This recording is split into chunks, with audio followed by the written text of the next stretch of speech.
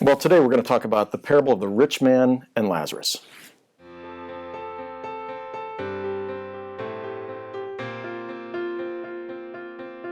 This week we had our church rummage sale.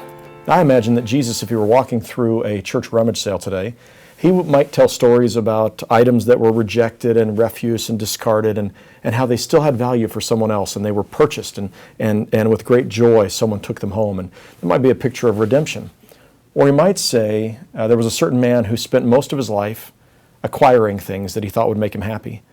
He spent millions on those things over the course of his life, but when the end of his life came, his children packed up all of his things, donated them to a church rummage sale, or they sold for pennies on the dollar. And then Jesus might say, those who have ears to hear, let them listen. And that really ties into the parable that I want to focus on today, and that's the parable of the rich man and Lazarus. Now, the word rich man in Latin is actually one word, it's Dives, and so we often hear this as the story of Dives and Lazarus, but Dives was not a personal name. It was a word that literally meant blessed by the gods. Dives from divine, blessed by the God. This man was blessed who was rich, and there was Lazarus who was poor. And the story starts off where Jesus tells about this certain rich man who wore purple robes and white linen undergarments. And these were status symbols you recognize in that time. And, as Jesus is telling the parable, most people would have admired him and respected him. I mean, he was a rich man, and people in that time, as today, often thought of those who were rich as those who were blessed. But then Jesus sets up a contrast, and he does this so well in most of his parables, where he then begins to talk about another man, and he describes a man named Lazarus, who someone had laid at the gate of the rich man's home. Notice the man has a gate, and he's laid outside the gate. That's where the trash cans go, right, in our homes, out by the mailbox, the trash. This is where Lazarus is laid. And actually, in the Greek, it doesn't say that he was laid there. It says he was thrown there. Somebody wanted to get rid of him. He was no longer going to be their problem, and he was tossed at the gates of the rich man in the hope that the rich man would send out his trash and Lazarus could feed himself. And this is a man who has sores all over his body. He's thrown there because he can't walk. And what's even worse, the dogs come and they lick his sores. And so this is this wonderful parable of the rich man and Lazarus. And Jesus then says that both of these die, and the one, Lazarus, goes to paradise. And the rich man ends up in, what the Greeks call Tartarus, this realm of Hades that was reserved for those who had been evil. He receives torment. And so one is receiving blessings, the other is receiving torment. Abraham comes and comforts Lazarus in paradise, and there's this great gap between these two. And once more, the rich man cries out to Abraham, Father Abraham, please send Lazarus. Tell Lazarus to come and bring me water. I mean, the rich man doesn't even understand yet. Right? He's still giving commands for Lazarus, who's below his social status, to come and take care of his needs. And finally, Abraham says, you don't understand.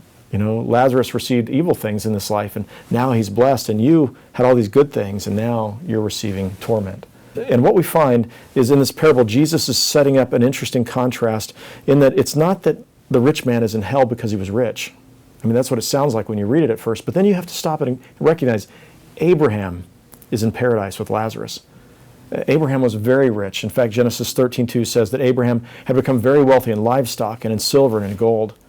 So what you have now is not just the contrast between the rich man and Lazarus, but now you have the contrast between one rich man who is in Tartarus, in the place of torment, and another rich man who is in paradise. Now, what was the difference between those two? And the difference between the rich man, Dives, and Abraham was how they treated the Lazaruses of this world. The rich man thought that all of his blessings were for him to enjoy, that it was all about being blessed so that he can have happiness and fulfillment in his own life. And Abraham understood something quite different. He understood that he was blessed to be a blessing. Pope Francis has been talking about money and wealth and poverty, and he's been ruffling some feathers as he's critiqued capitalism. And he's not suggested an alternative economic system, and Jesus didn't suggest a particular economic system. Jesus just said, whatever economic system you live in, you better be concerned for people who are in need. And at the very least, what these parables of judgment and these parables of wealth and poverty command us to do is, of course, look at our economic system and see how do we make it more fair and just. But that seems so big for many of us. On a daily basis, though, in addition to that, we're looking at how can God use me today? How do I see the Lazaruses around me?